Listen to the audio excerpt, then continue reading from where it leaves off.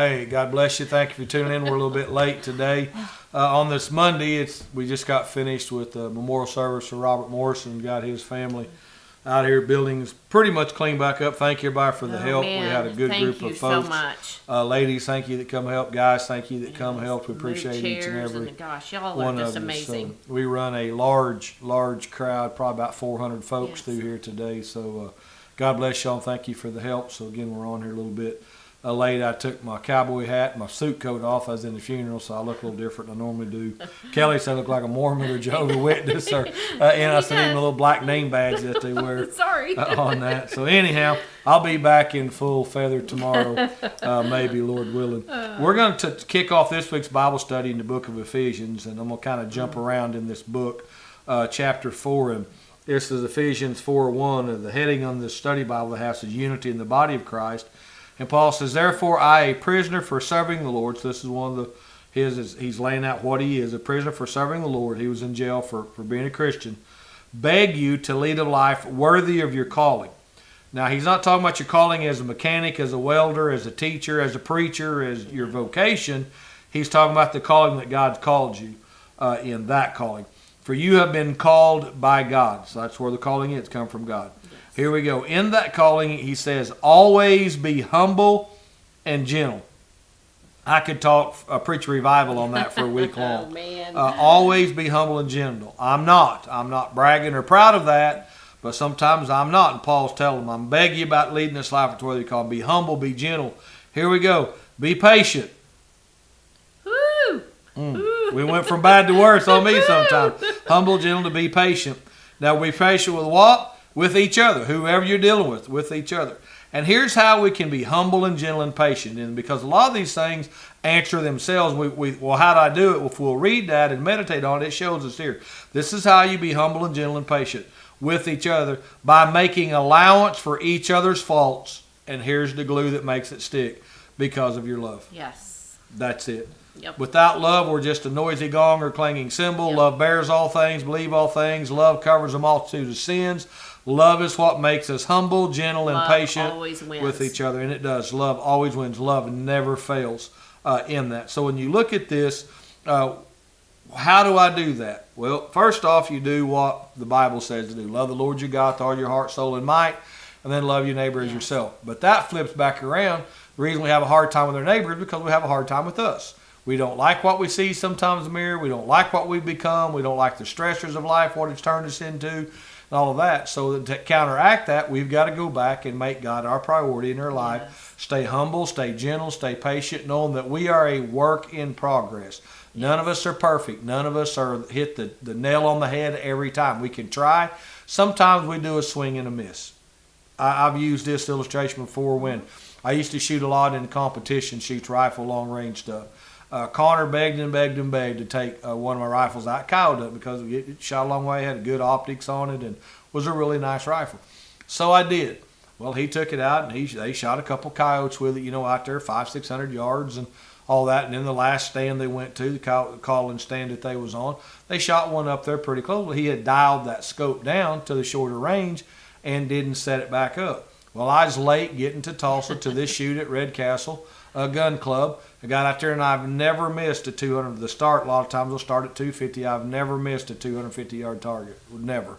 Just don't. I mean, that's the first target. I got on there, pow, miss, pow. You get a second shot, pow, miss.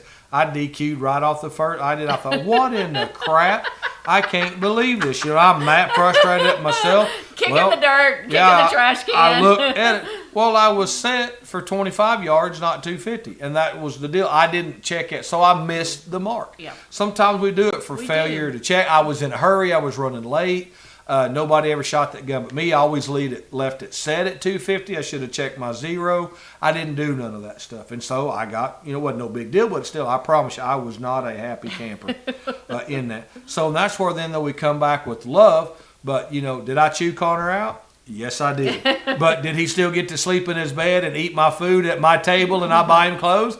Yes, I did. Why? Because I loved him. I wasn't going to let that come, but and again, it wasn't his fault. He did change it, but I should have checked it. I'm the adult. He was just a 12, 13-year-old kid and whatever, so there we go. And it's the same way in our lives. We've got to let this patience, and we've got to be humble, and most importantly, we've got to make allowance for each other, because sometimes we have bad days. That's what I'm blessed to work with Kelly. Kelly's been my personal secretary, the church secretary, for quite a few years. She's seen my good days, my bad days, my up days, my down days. I'm out here. As has he seen mine. Yeah, in the same way. But, when we make allowance and realize, okay, she's having a bad day or struggling with whatever, I can make allowance for that and not make sure that I'm doing what I need to do in the same way with her for me, same way with another coworker, whatever it is. And a lot of times we want people to make allowances for our screw-ups, but we don't want to do it for them. So, Kelly, what's some of the things that you do and use to help you to make sure you stay humble and gentle and make allowance? And I know you've made a lot for me, so that I'm kind of preaching to the choir here. But I try to, I'm a really good read of people, so I try to read their body language or whatever. And if they're having a bad day, you can normally tell. So you try to serve them just a little bit extra. So when I slam the door right now. You try to serve them just a little bit extra, to love on them a little bit more, and to do what you can to help them. I love to serve people. That's one of my love languages, is serving people. I love to help people. I love to do that.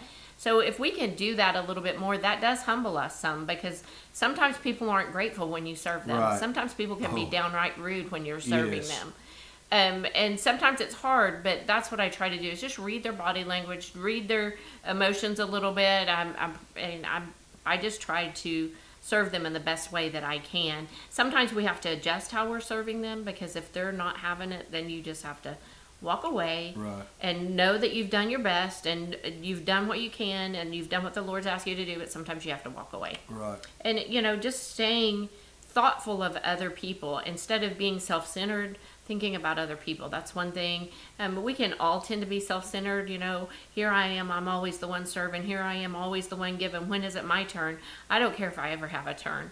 I want to be able to serve people and love people. That's just one of the things that that's what we're called to do. Yes. Yeah, that's right. So, I know it's hard. I know, like Kelly said, as you're trying to help and serve people, they're ungrateful, they gripe. They can be. You can't never do anything right for them and all that. But if you're doing it out of the goodness of your heart, God will reward that. And that's where it's important we stay patient, we stay gentle, I can't even talk, stay humble, because we don't know what type of, and make allowance for them. Not for abuse, but for their faults in that.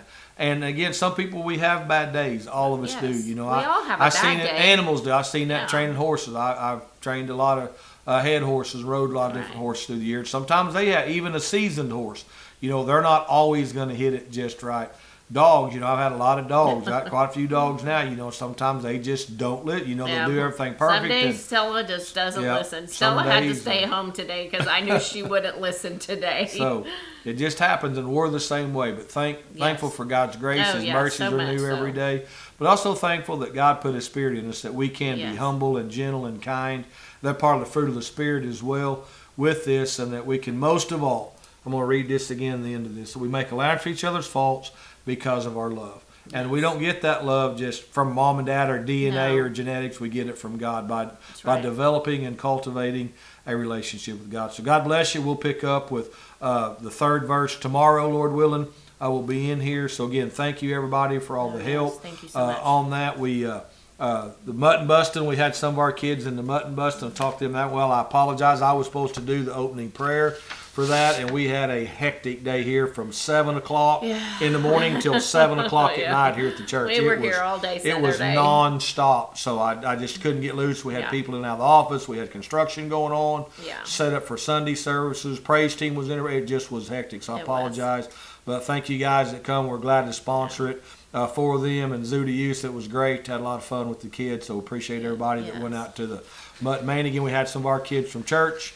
I was over there. I wanted to watch them as well, and I just couldn't make it happen. So a couple announcements. Again, we want to thank everybody that come and serve the Morris family. I appreciate that. That helped set up yesterday after church, helped set up today before service, tore down after service, served the meal to them. Thank you. Give Kelly a pat on the back. She's been up here a lot making things happen. So appreciate each and everybody. We can't do it just me and her. No. Get everything done. So thank you guys. And we have a good for that. I can really see how the Lord is working right now in this church, because normally we would only have 2 or 3 people show up.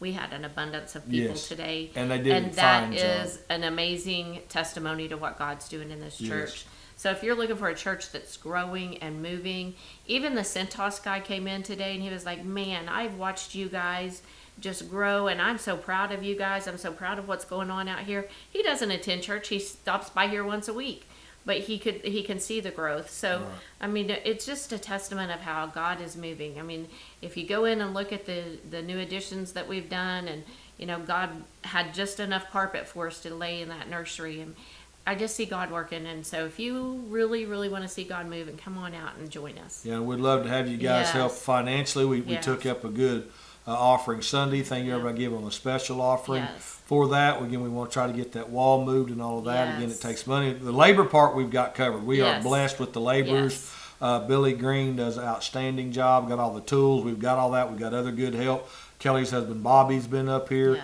a lot helping. Leonard Spencer been up here helping. Patrick Tennell been up here helping.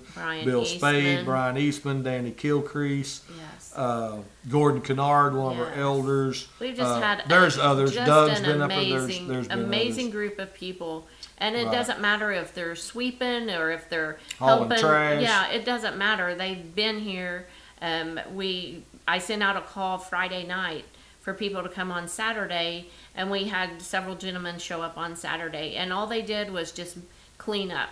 That's all they did. They cleaned up. We needed some, mowed some. Yeah, and it was just such a blessing when I got out here. I think I got out here about 8, and they were already here, and it was just. Yeah, they did a lot of work. It was just work going, and it was just such a blessing to see that. And again, we're just blessed. So thank you guys. We appreciate it. And what we got? Men's tomorrow night. Men tomorrow night. 7 o'clock. We're going to feed you. We've got some pasta stuff and things we're going to eat tomorrow night with that. So come out, men's 7 o'clock in the multi-purpose building. We've got that going on. So come out. If you don't go to church, come. If you're hearing this and you're wondering about Christ, come. We got a good men's group. We're growing. We're growing in the Lord. We're growing in numbers. We're growing in trusting one another, and all there's some good things are happening in our men. That's tomorrow night at 7 o'clock, so come out for that. Kids, Lord willing, being here at Wednesday night. Little kids at 6. That's our K through 5th graders. 6 through 12th graders. I saw several kids walk by Brother Mark today, because he helped serve today, and they'd be like, I'll see you on Wednesday, Mark. I'll see you on Wednesday. So that's exciting to see those kids be excited about coming out here as well. He does an outstanding job. He's one of our he is the main van driving around. My wife helps on the bus. My son, both my sons, Kason and Connors, both on the buses. Don Bateman helps. Jared's here help, and we got a lot of people that help and go way overboard. Stepping up, and it's just amazing. We're really blessed with that. We'd love to have you come be part of what's going on here at Crossroads. We can always use more help. We don't have enough help. Right, we do not have enough. Yeah, we'll find a place for you. We can plug you in somewhere, from helping driving the van on Wednesdays to helping in the children's church on Sundays. Wednesdays that as is well. Our big need right now is Sunday mornings children's church. If you feel a call there, please send me a message. Text the church phone or whatever. I need to do a background check on you, but we really, really, really need some Sunday morning teachers. And I promise you, it's a blessing to do it. Those kids love it. So come on out. We'd love to have you be part of what we got going on here at Crossroads. Again, you can call us at 918-399-5956. Text is the best. Yes, text is Drop the best. us a line of mail, P.O. Box 57, Olton 74052, or our address that pops up, our physical address. We do have a mailbox out there now, so we can get it. This P.O. Box is just a little more secure to get stuff. So again, we're good ground to sow into. I promise you, we use the money we get for good things, anything extravagant, but stuff we need. Thank you to everybody that gave. We took up a good offering Sunday morning for our building project. Billy got some bids in today that come in under what we thought, so I'm hoping we can get this wall moved out here pretty quick. So God bless you. Have a great Monday. Please share this. And again, we'll be back on here, Lord willing. Try to be on about noon, maybe a little earlier, maybe a little later. But God bless you. Thank you for tuning in. Remember, it's faith over fear, Christ over crisis, and you can have a calm in your chaos. God bless you. Have a great Monday.